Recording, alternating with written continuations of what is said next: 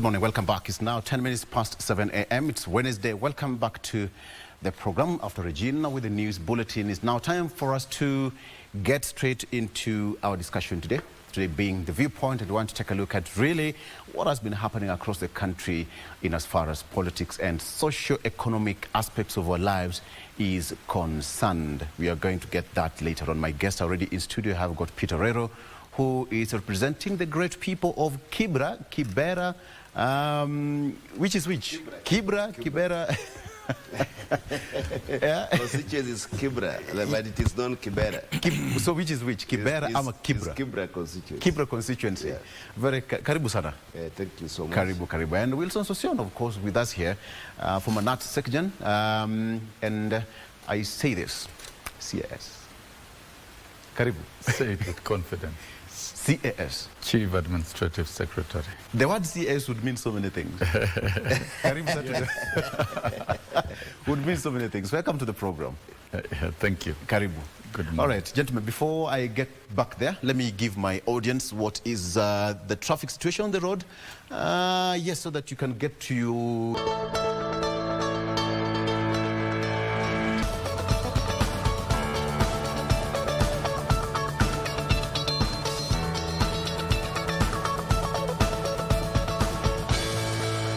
So let's take a look at what we have on the front page of local papers here. Let me start with the front page of the People Daily. On the People Daily, parastatal bosses in big trouble. This is on the front page of the People Daily. Parastatal bosses in big trouble.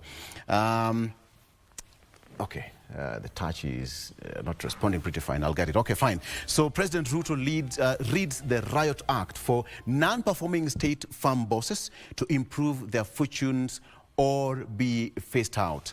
That was declared yesterday when during a meeting with the president at State House in Nairobi. So Ruto reads the Riot Act for non-performing state farm bosses to improve their fortunes or be phased out. That is what's on the front page. Still on the front page. I think there's a problem with People Daily, but I'll get it. Don't worry. Okay, let me come back to that later on. How about the front page of the Standard newspaper? This is what we have on the front page of the Standard newspaper. Revealed faces of Shakahola's horror killings. This is the big revelation on the front page of the Standard newspaper. Revealed faces of Shakahola's horror killings. For the first time, Kenyans are able to see the victims of the Shakahola massacre, from young children to women and men, as a somber mood engulfs families thronging Malindi Hospital mortuary to collect bodies of their loved ones. Now they have got that green light to collect the remains of their loved ones and give them that befitting send-off. That is what is here. It's been months or not years of agony and pain for some of these families, as well as that you have got some faces of some young children here. These are very young kids. This is a picture of perhaps an entire family which was phased out during that period of Shakahola killings. And now the chief government pathologist, that is Johansen Oduor, said that families who've gotten their DNA tests ascertained can now pick their loved ones for final rights. This is what you have on the front page. Let me just go back to People Daily and see what you have here. Gentlemen, we have parastatal bosses in big trouble. Let me start with you, Mwalimu Sosion, and get to hear what we have here on the front page. People Daily is messing me up today. I'll get it, don't worry. But at least you have an idea of what we are saying. Who is this trouble? Mwalimu Sosion, just pick up. Yeah, not just an idea. Parastatals are profit-making entities. And that is how they're structured and fashioned. Mm-hmm. And the president's directive is meant to reorient the parastatals to operate within profit making. And quite a number of parastatals have been making losses, yet government has been injecting a lot of money to sustain them. Mm-hmm. So indeed, it has reached a time in our economy we have to make prudent decisions that we don't need to fund any parastatal anymore that is making losses. If it's making losses, then it doesn't make sense to exist. So the board chairs, board of directors, and chief executives are under pressure to ensure that all parastotals are able to make profit. And that is for the good of Kenyans, for the good of the taxpayers. And I think it's the right thing to do.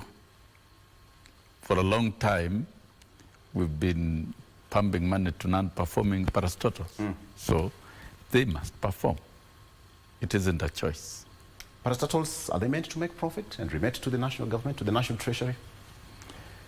Yeah, of course, a remittance to the national treasury, that is a national basket. That's the national treasury of the Republic of Kenya, of the people of Kenya, which is okay. You can't, you know, parastatals have been used as cash cows.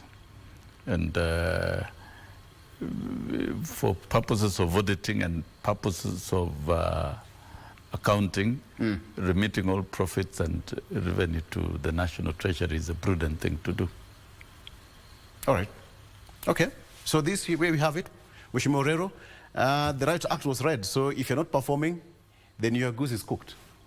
Well, looking at it from a different perspective, we must go back to why these parastatals were formed.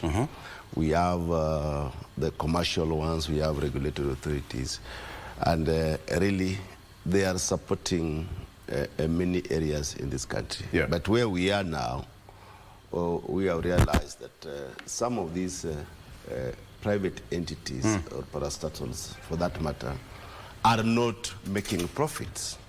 We have had cases of KAA many times that the government has been pumping money in Kenya Airways, but every year after pumping a lot of money, we still see that the parastatal is still in debt.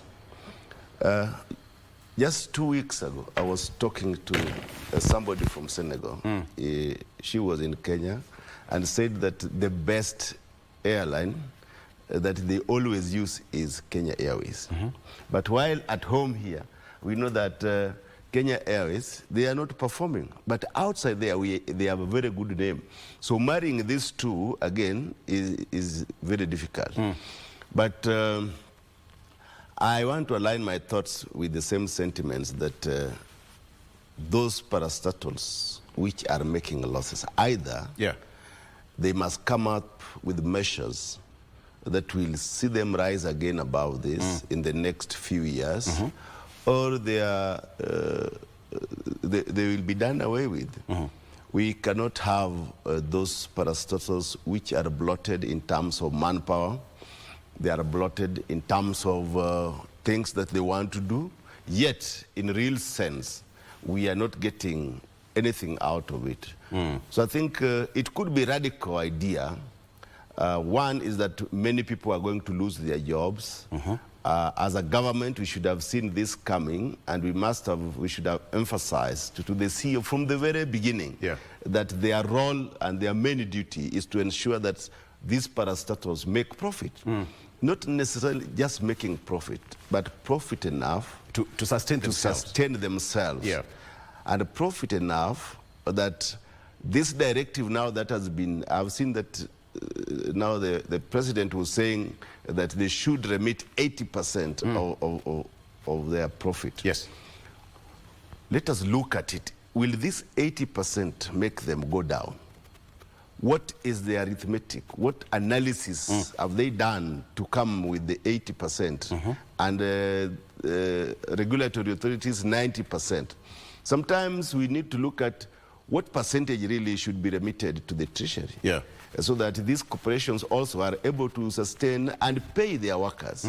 Let us not go into a situation that we remit a certain percentage to the treasury and we cannot pay the workers.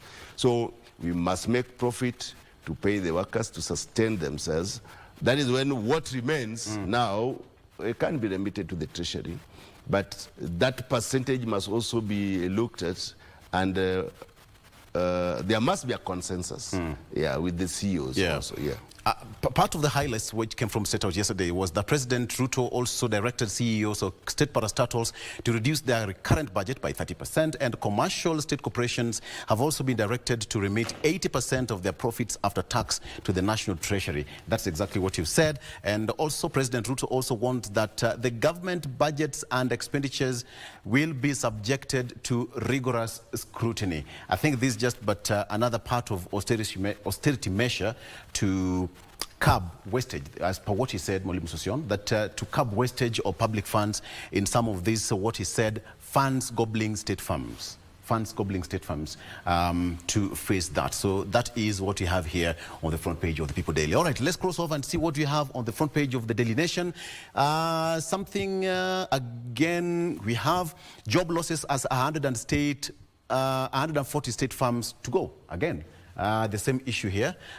Job losses as 140 state farms to go. That is the issue of parastatals. We have it there. President Ruto announces plans to shut down loss-making state corporations. There's, yes, on the front page of the Daily Nation there. So thousands of workers risk losing their jobs in a renewed push by the government to merge or wind up parastatals that are performing similar functions or draining public coffers by being perennially in the red. This is what you have. The story is fleshed out there for you on page 4 and 5. So this is what you have. Again, audit reveals grim reality of maternity hospitals in counties. The other side of devolved function, from insufficient equipment to shortage of trained health workers to okay, all right, to having share incubators, that is young ones, shared incubators as mothers share beds, etc., etc. So some of the audit conducted in Nairobi, Mombasa, Kisumu, Nakuru, Bungoma, Taita Taveta, West Pokot, Makueni, Siaya, Isiolo and Garissa counties evaluated the state of maternal and newborn health services in public hospitals. That is what we have here. Again, nothing to mention, but gentlemen, he's the youngest president so far. Only at 44, Senegal. You said you talked to somebody from Senegal. Are they happy there? The youngest. My colleague Regina says that she's a happy lady right now. She's happy. She'd want to take a flight to Senegal. Regina, stick here. He's the youngest. One president, two first ladies. Meet Senegal's Bassirou Faye. Where were you at the age of 44, Mheshimiwa Sosion and you? I think we were together those days. You know, he was my senior. Yes. When he was the Secretary General. At 44, yeah. I was a senior principal that time. Yeah, we have the youngest president right now. Yeah. That is when you are at your peak. Yes. I realized that I was, that time I was a senior principal at Upper Hill School. You find that you have a lot of energy. Yeah. You don't fear bringing changes that people would not want. Yeah. But also at that age, you can relate very well still with the youth. But again, you are also heading to the seniors. So you are in a very strategic age. At the age of 44. At the age of 44. Yes. I think that is where we are most productive. Yes. It is also, it gives people a challenge. You know, we have a youth bulb.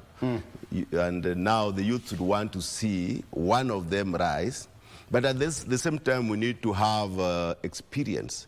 So we are going to see how he's going to juggle around and ensure that Senegal comes up. It's a good country. Yeah. Senegal is a good country. And I think when people decide, we must respect their choices.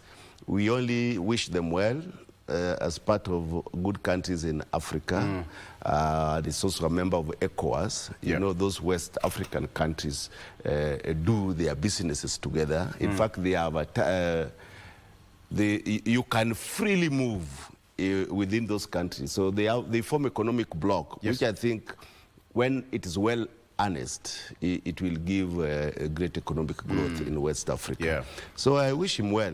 Exactly. Yes. He's beaten Macky Sall, who was the outgoing. Macky Sall has been in power, and he's also, again, former Prime Minister. That is Amadou Ba, who was Macky Sall's, favorite.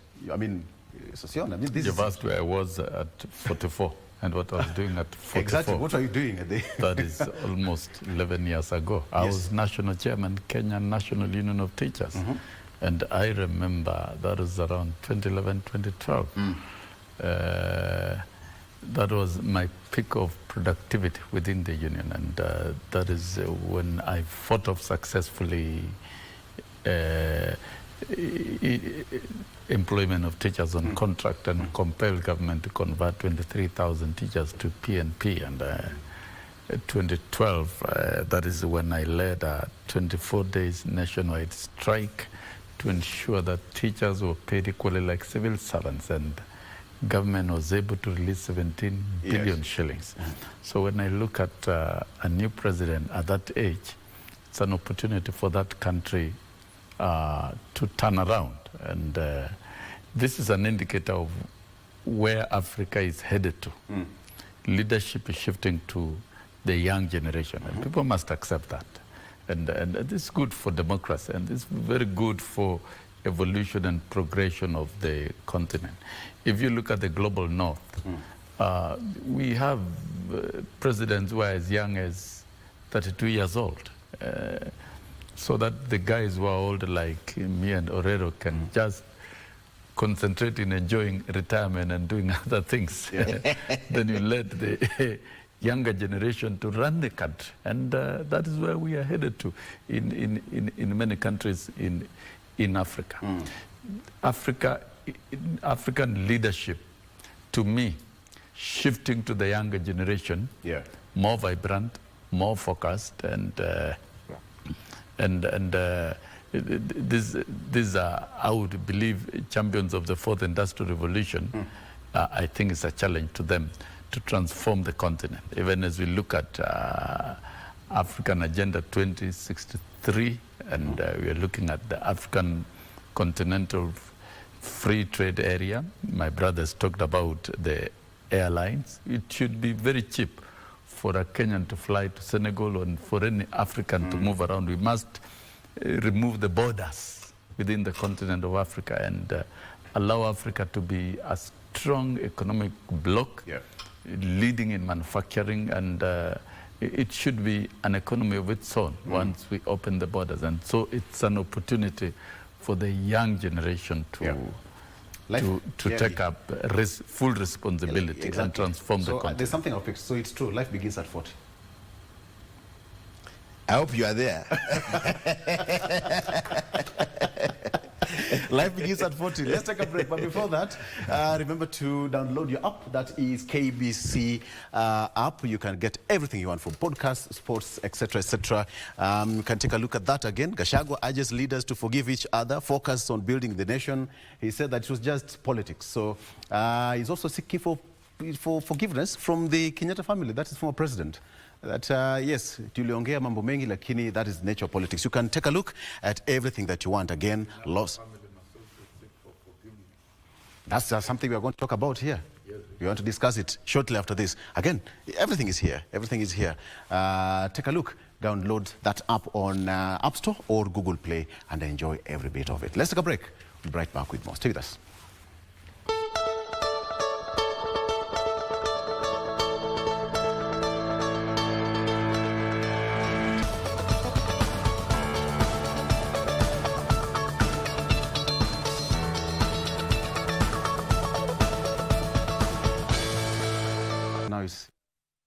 Karibu sana. Welcome back to the program. All of us now have a cup of coffee. What about you? Okay, so today I want us to talk about, before I get to that, again, on the front page of People Daily, for the sake of fairness, we have this: politicians fuel ethnic hiring in parastatals. That is also on the front page of the People Daily. Politicians fuel ethnic hiring in parastatals. That is also on the front page of the Star newspaper. Reports shows that bosses continue to flood entities with the tribesmen and women in disregard of the law. That is what you have here. Again, down there is pictures of the striking doctors, which enters day 14 today. And they say that enough is enough. But this is now happening across the country. And remember, the governors also, Council of Governors, have also asked the striking doctors to resume work and help the distraught patients in their various constituencies as well as counties.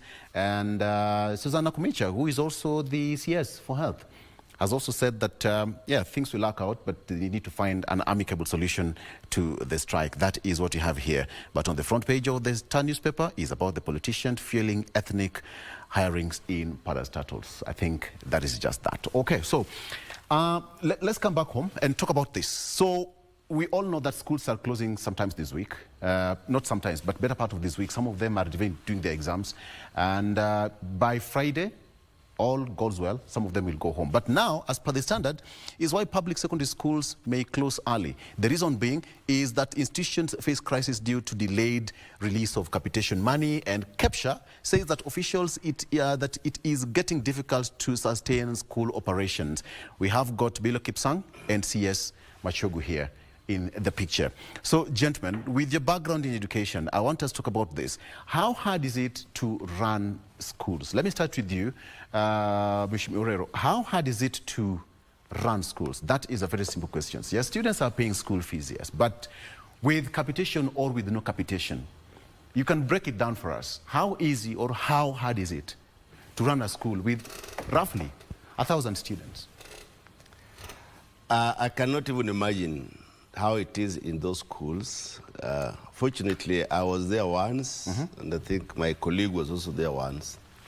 It has become increasingly very difficult for school managers to run the schools. One is that we have economic hardship. The parents are not able to pay fees because they don't have the money. But one striking thing is that they have also been asked, the principals have been asked not to chase any student away from school, yet they are also not able to pay school fees. Those running boarding schools have held, the suppliers are refusing to give commodities to these schools because they cannot pay. In fact, schools now, if you were to do audit, the pending bills, they also have pending bills. I would wish that the Ministry of Education, they take time and also do audit of the pending bills in schools. Not because the principals like, but because they lack money. Two, I think last week when we talked with the Ministry of Education, they had assured us that within 10 days they will release capitation to schools. Now those 10 days have elapsed. The 10 days have elapsed and the schools are closing. Therefore, the capitation for this term, not even 50% has been released. In the circular, the ministry had said they would be releasing 50% in the first term. Yes. Going on the ground, you will find that they have released less than 4,000 for students in school. Now, this capitation is not able to sustain these students in schools. We do not even know how the boarding schools operate. So we are expecting that these schools will close down in the future. I don't think people will be able to run schools if the government is not going to release the capitation to schools on time. Because these are budgetary allocations. We were doing BPS, and these monies have been allocated. But we are told that the monies have not been released from the exchequer. Now we are asking ourselves, then why do we put these monies in budgetary allocations for schools? Then we need not to put the budgetary allocation. And what is also intriguing is that initially it was 22,000 shillings. It has come down to about 16,000 shillings per school. And this 16,000 is also not released on a time. So how do we expect that these schools can run? I think this could be one of the reasons why the schools are closing early, not just because of the holidays that we are going to have, but most importantly, it is because these schools have no money and the government is not talking about it. Can the schools run with school fees alone, without the capitation? It cannot run because it forms part of the budget. When you are told that this money will be released to schools, so you budget minus the 22,000 shillings. It's a big gap. If 22,000 per student, You can imagine if you have 3,000 students in school. I know schools with 3,000, even up to 5,000 students. Even my primary school, Olympic, has 5,580 students. There are big schools in high school with over 5,000 students. 5,580 students? Yes, in Olympic primary is one of the biggest in the country. Okay. You can imagine. So if you are running such a school and you have no capitation, and it is budgeted like in secondary at 22,000 per student. Now it is 17,000 or 16,000 per student. How many millions are those in a school? So if we are serious as a government, then we must release this capitation to schools on time. But if they cannot, then they ask the parents to pay, which I know they will not ask the parents to pay. There are some schools where the parents have even agreed to subsidize for the sake of their students because they cannot survive. The money is not there, the capitation is not there, but still they are being capped that they must only charge up to a given amount. There are schools which parents are poor, cannot pay. Yes. But there are schools where parents can pay. So we really need to look at, if we cannot give capitation, what alternative do we have? Then do we have to resort back to the olden days where parents used to pay school fees straight? And I think we had moved from that.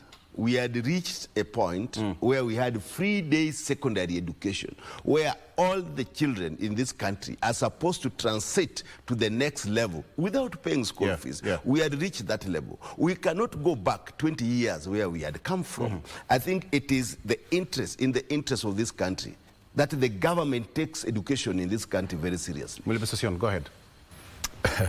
And I think the government is taking it extremely seriously, particularly Kenya Kwanza administration.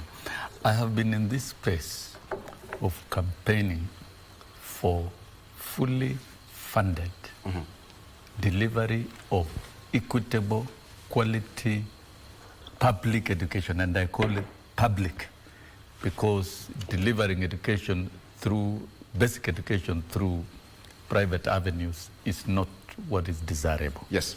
And when you look at Kenya, the allocation to education is at least 6% of the GDP, which is the set minimum global standards, and at least 15% of the overall budget. That is what UNESCO recommends.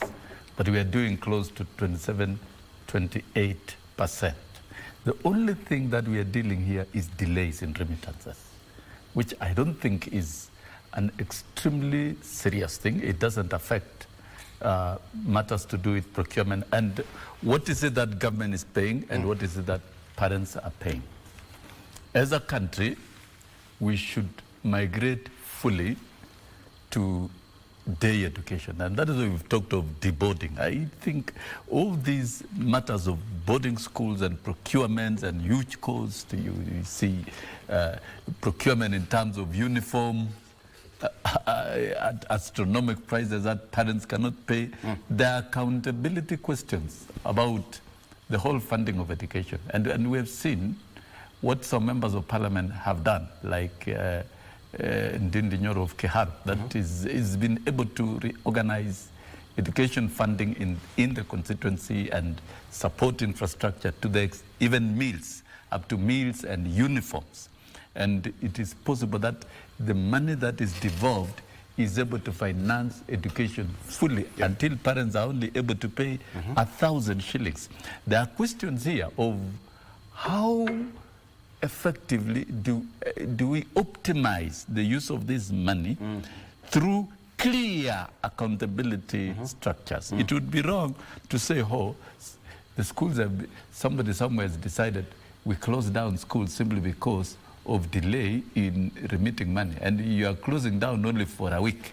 You are losing a week. Yeah. When you lose that 1 week, economically, how does it change? I think it's wrong to link sensational decisions of this nature with delayed funding. There is a school term program that is set out and a curriculum to be delivered within that period. And I'm sure teachers planned and they did their schemes of work up to the very last day. They should be allowed to deliver that.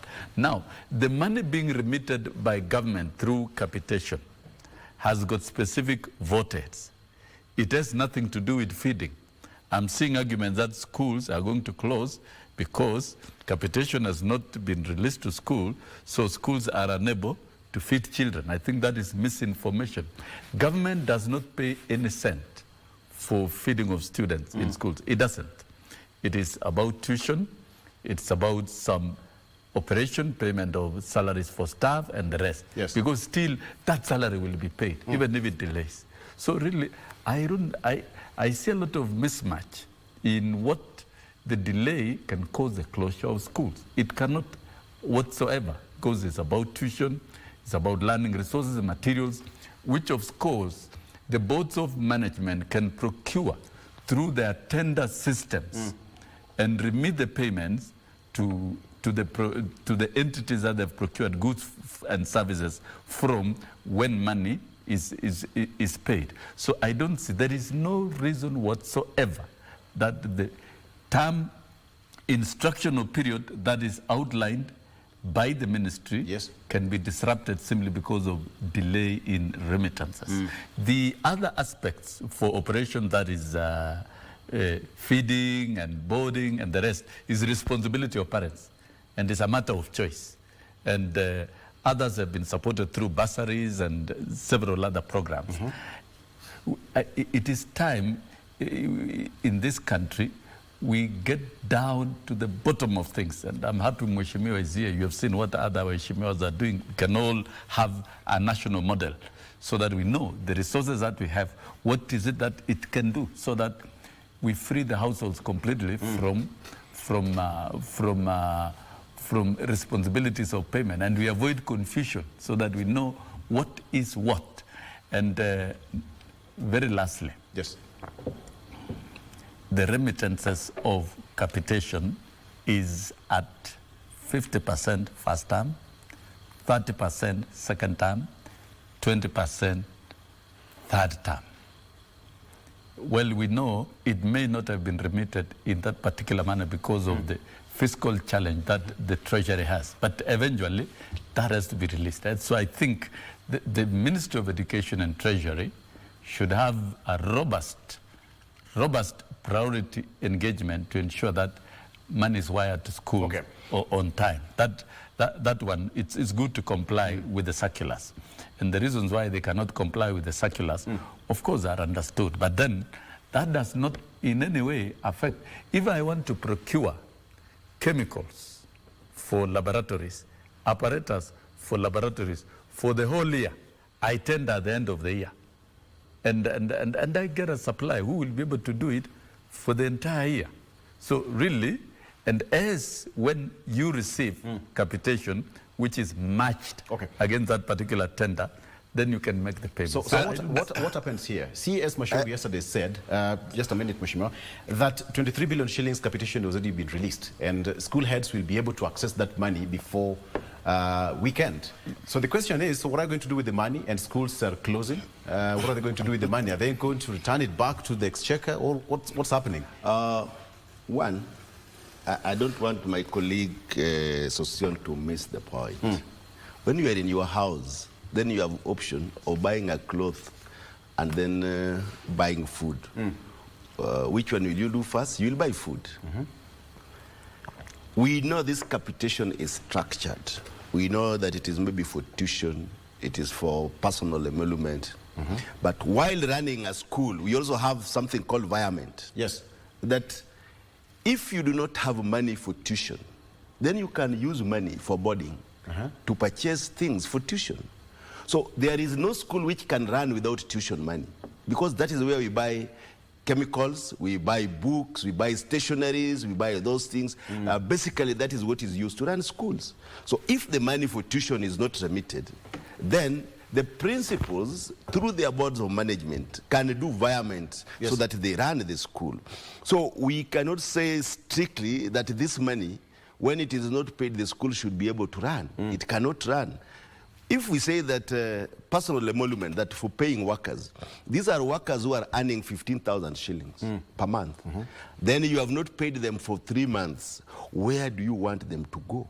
How do you want them to live? How will they deliver in schools where they are employed? So what we are saying is that the seriousness we are talking about is that this capitation must come on time. And I want also to refresh my brother here that last year, the whole of last year, the total capitation which was given to school was not more than 12,000. And that is the record we have. So it means that certain amounts of money were not remitted to schools. So it left a big gap. We cannot procure things for a whole year in this country now. Yeah. This is what brings pending bills. When you procure items for a whole year, then this capitation does not come. Who is going to pay in the next financial year? How early should this be? As the schools begin, then we need to have capitation. We are now being told 23 billion is going to be released this week. Last week we were promised that within 10 days that money was going to be released before the schools close. I think those are mere statements for public gallery. We must be specific, we must be on a point, and we must do these things on a time. This money was supposed to be used in first term. 50% of this money was to be used on first term. When we talk about 23 billion, how has it been itemized? Is it the 50%?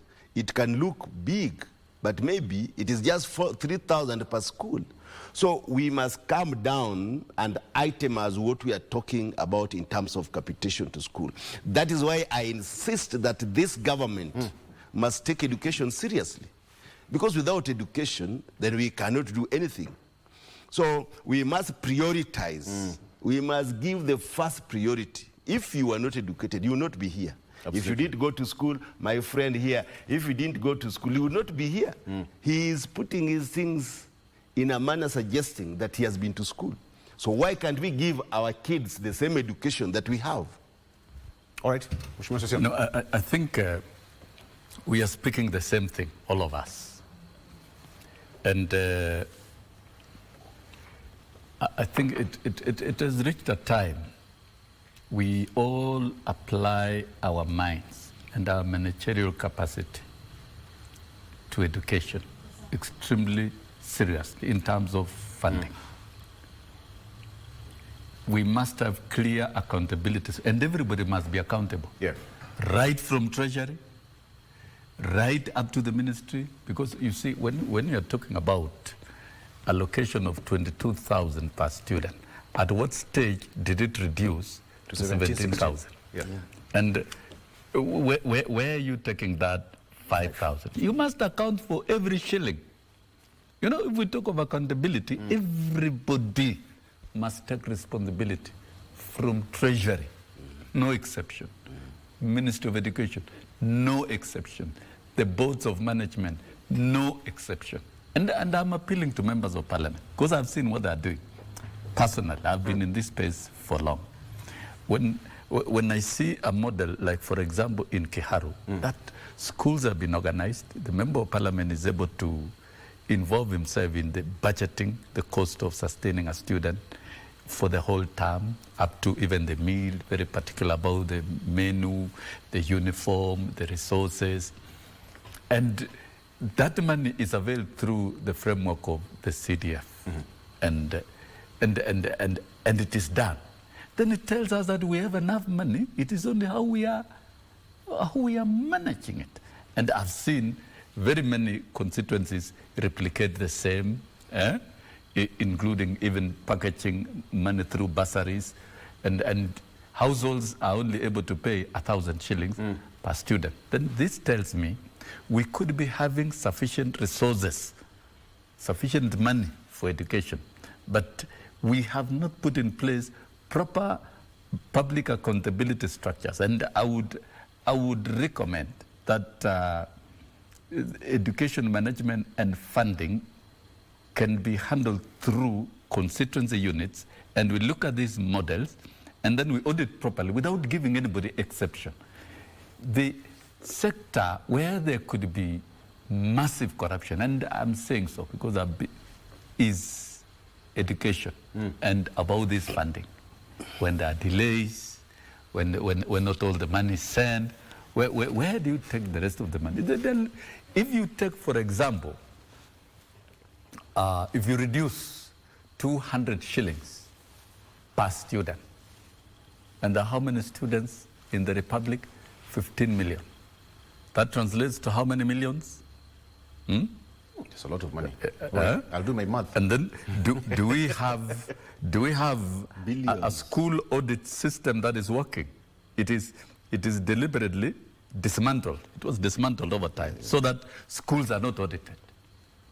And in fact, I would say the school heads have not been put to full accountability processes that they are able also to account and run schools efficiently. Everything is vague, from treasury to the ministry to schools and to the school audit unit, which is dead. And I don't think this is how we are going to run education. Yeah. And we are not going to run it that way. And it cannot be run that way. So that then any money that comes to school should be put into proper use for the benefits of the learners. What are these lapses, these gaps that we are getting all through right up to, and it did not start yesterday. So that then the delay, what is it about these delays? Let the delay be because of lack of collection of revenue, but not because of some other fishy deals in the middle. Number two, I've always insisted, we need a proper quality assurance and standards department that is operating, that is able to check schools, to complete with the auditors, and we are able to account to Kenyans how this money has been spent. But if we are on stories of, oh, schools are closing early because of delays, we engage in these funny games where it's very difficult to be accountable to Kenyans, we are not going to deliver equitable quality education. For me, we need strong, clear accountability structures.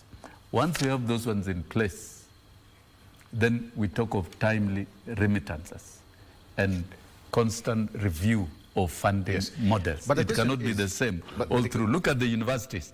The universities collapsed under the watch of a government for a long time because we had a wrong funding model. Universities were collapsed. Nobody was concerned. But now the new funding model that has been subjected to a lot of professional and research work is going to work. It is year one, it's done. Year two, it will work, and we can see universities coming back to life. Why was it neglected? We cannot neglect education to deteriorate because of poor administrative labs. But the question is, during formative stages of having this capitation, was there a clear roadmap on how these things Yes, let me explain how it was done. If so, why do we have these hurdles right now? Let me explain how it was done. Yeah, we want to take a break. Yes, before you take a break. Kindly. That is when Professor George Saitoti was the Minister for Education. Okay. After I love that part of the history. I love that 2002 elections. And that is when the first government money was wired to schools, and particularly to primary schools that even didn't have accounts. But I'll give you a narrative on that. What was done? When we come back. And where we derailed. When we come back. You said 200 shillings times 15 million 300 million. That is how much? 300 million. And that is why every cent of what is declared... Oh, 3 billion. Yeah, it is 3 billion. Every cent of what is declared as capitation per child must be wired to the school account. Let's take a break. Not anywhere else. Let's take a break. We'll be right back with more. Was there a clear structure when this thing was at its formative stage? You've talked of Saitoti, and why we have there were clear structures, and I'll tell you where it was derailed. Someone has, why. I'll come back to that. Someone is also asking, then why the affordable housing? Why collect the money and then channel it to schools? Somebody just asked. A very good question. That collect the money instead of affordable housing and then uplift the lives of schools. Let's talk about that when we come back. Stay with us. Hot potato.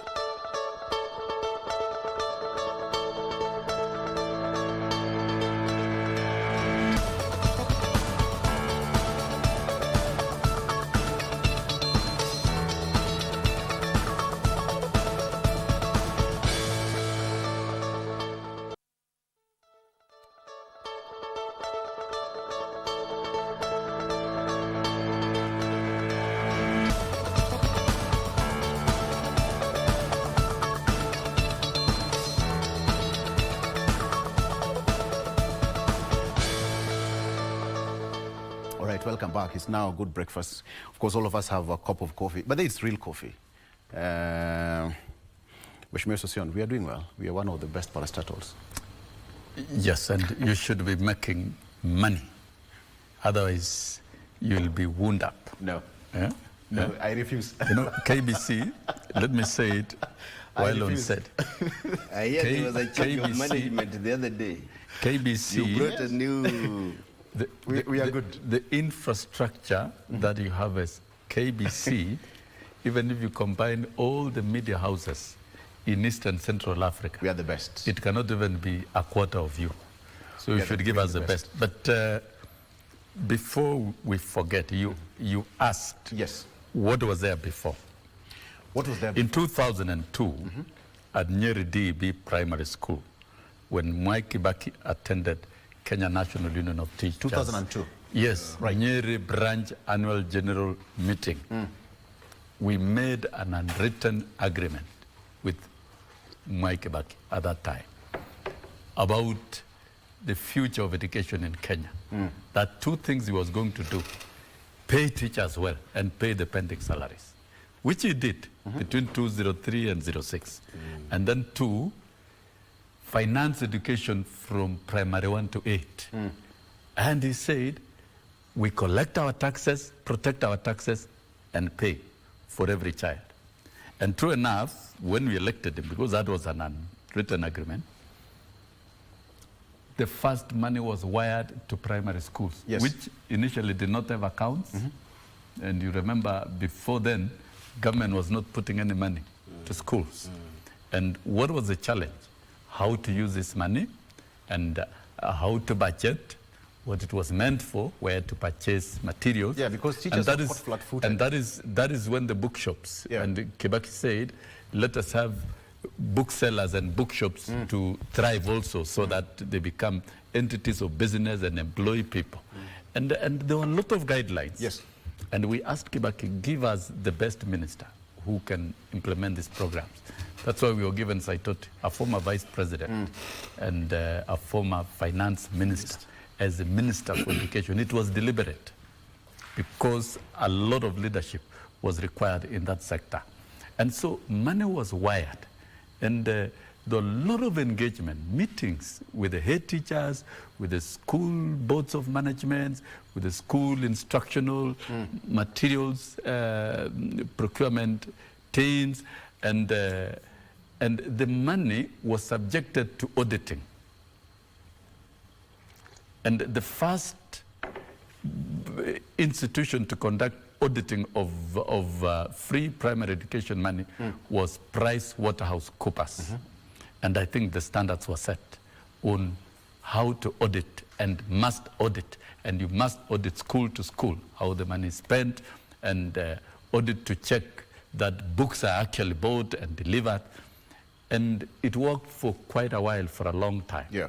But over time, cartels came in. These cartels over time have ensured that the auditing is not done. And Orero is here, he's a former principal, he can agree with me that the auditing of schools, school by school, is no longer done as it should have been. And that is a tragedy, Victor. If government is wiring money and auditing is not properly done, then we are incurring losses. Then now these stories of allocation of 22,000 per child, and you don't remit 22,000, you remit 17. But I'm sure Treasury, in its budgeting, you know, we have been in Parliament. What is budgeted is actually allocated and paid. Yeah. So where there's this discrepancy, now that's the Now, biggest question. then discrepancy. these other mischievous characters, and we saw the other day with the release of exams, the USSD, that short message number that is procured. Whoever created it was making about 100 million in a day when results are released. So there are a lot of flagships. Cartels came in and created business flagships. Now, a lot of things came, and I remember as Secretary General Nat, I refused. The nationalization of procurement of textbooks, that was wrong. It's taking away the democratic right of the teacher to choose the books and the materials for the learners. And the right place for the teacher to choose is a bookshop. Yes. But some ministers, rogue ministers, came in and said, no, we are procuring national.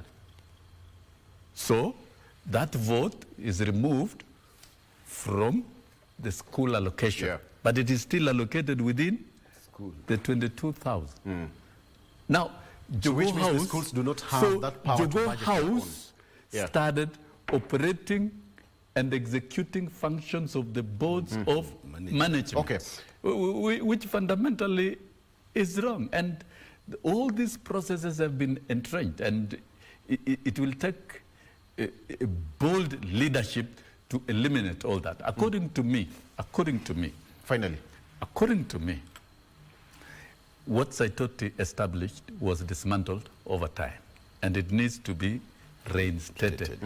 Put money to schools and let the board of management, which represents the minister, perform its role. And let us have clear accountability structures in place. Let's have two entities working. Quality assurance. And every school must be quality assured. Currently, what's happening? That is currently what's happening. Nothing. Schools are not quality assured. Schools are not okay. No. What we need to say is that we need to strengthen the quality assurance department, because we have a complete directorate in the Ministry of Education for quality assurance. So when we say we need to strengthen, it means we need to put allocations in terms of resources to the quality and personnel, resources, personnel, finances, and all that to this unit. We also say that the audit unit, we are not saying that they are completely not audited, because that is not true.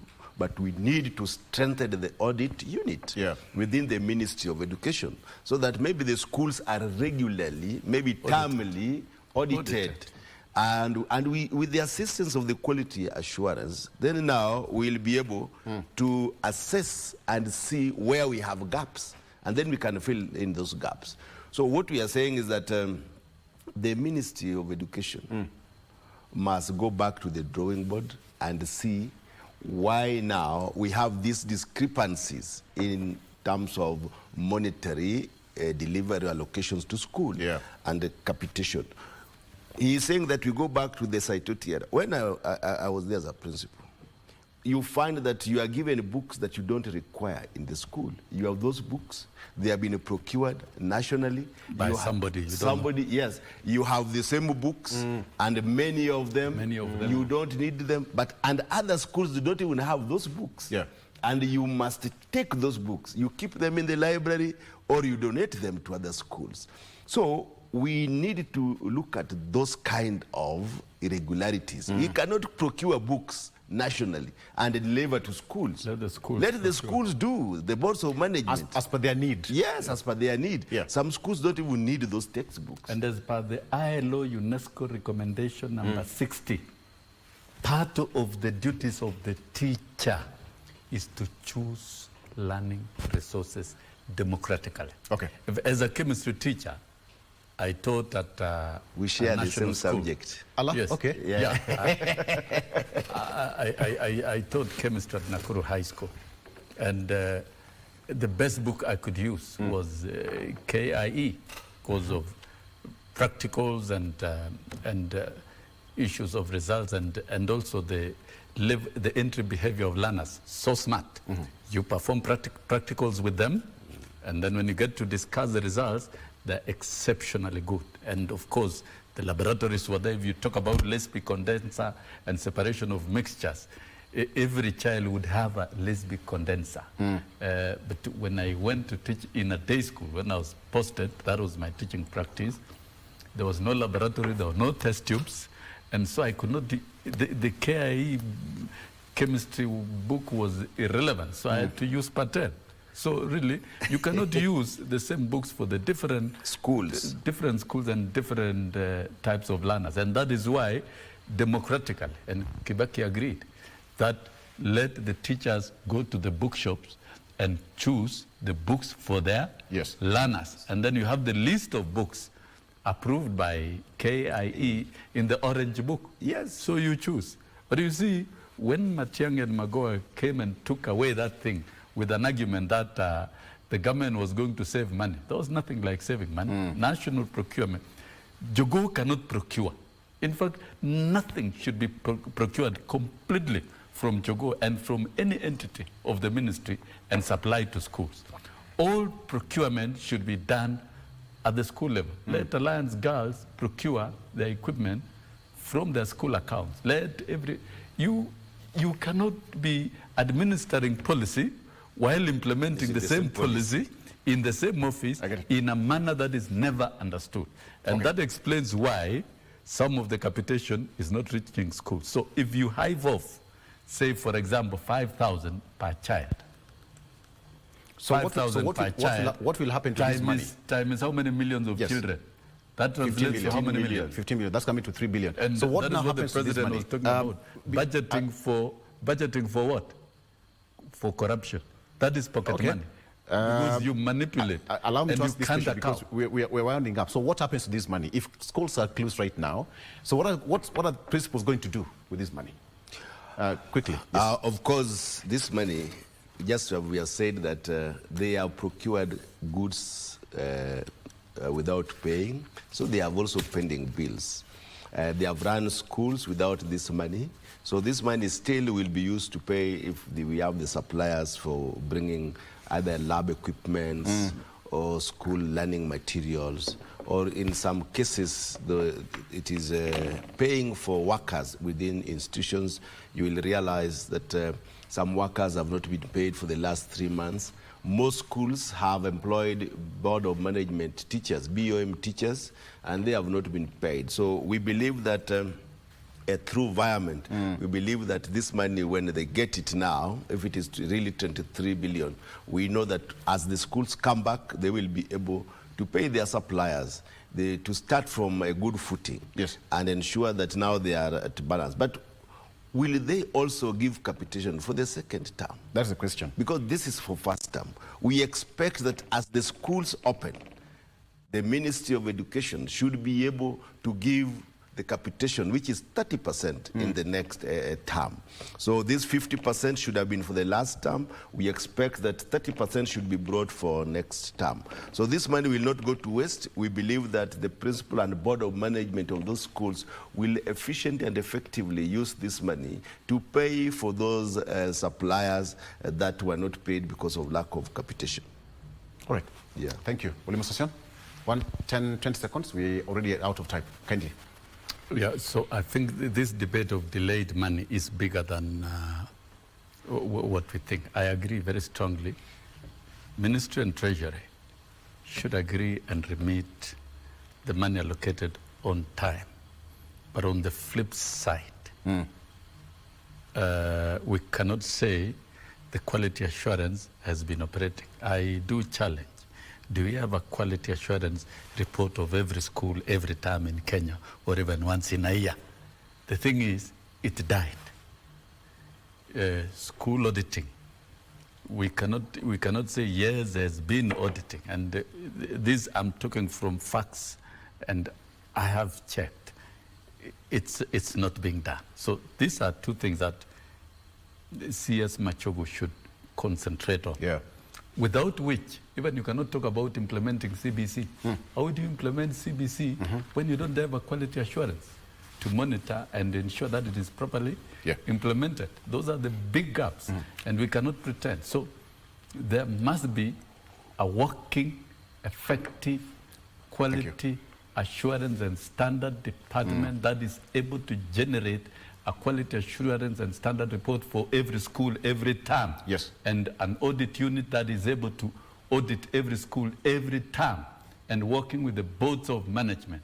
And then all the money must be wired to schools, retaining even a single cent. Timely. Either the treasury Timely disbursement or of funds. at Jogoo is wrong. Wire all the money to schools and supervise the schools' boards of management to procure and ensure there's prudent management. Then lastly, can we devolve the funding and development of schools and to constituencies and capacity build members of parliament, so that then we can ensure that eventually that's a we topic for another deliver discussion. free education that household that's an is interesting- unable to pay. That is another topic of discussion. Thank you so much. It's an idea. It's a big idea. We thank must you so move much. forward all the time. You have an idea to And we table must some be motion in Parliament. innovative. Because we've seen many constituencies replicating models that are freeing households from paying Wish me fees. Orero pick that and run with it in Parliament. I mean, Yes. Yeah, that is. I'll be willing to work with him in Thank you Kibra. so much. and- You can see And that sit here, Megan really is sit what here. the MPs do through the CDF Yes. is bigger than even these capitation Yes. that are being All right. injected in schools. we are past time. We are past Oh, time. okay, so- Thank you so much, Mheshimiwa. All of them are teachers today. So today we are talking about matters capitation at school. That is quite important. Schools are doing the exams, and sometimes later this week they'll be closing. The issue is about capitation. What should be done? Where did the rain start beating us? Okay, so Mwalimu Sossion, thank you so much for joining us.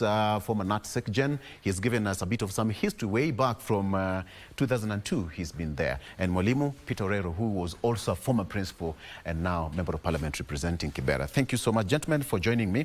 Mwalimu Sossion, there's a question here for you, but this one you will answer next time when you come back here. You said you are a chemistry teacher. Chemistry teacher. Question number 1. This one is your assignment. You will answer this when you come back. Mwalimu Sossion, are you listening? You're a student listening. now. Thank you. Question. Name a method that can be used to separate each of the following substances. 3 marks. Name a method that can be used to separate each of the following substances. 1, a mixture of Separation of petrol and mixtures. diesel. Mixture of No, petrol. mixture of petrol and diesel. 2, kerosene and water. 3, lastly, food coloring ingredients in a sauce. Chromatography, fractional, sasa fractional nini? distillation. Now we can teach chemistry Thank you for watching. and allow me to come with the apparatus and I demonstrate. Have a good morning. Bye-bye. Thanks for watching. Thank you so much.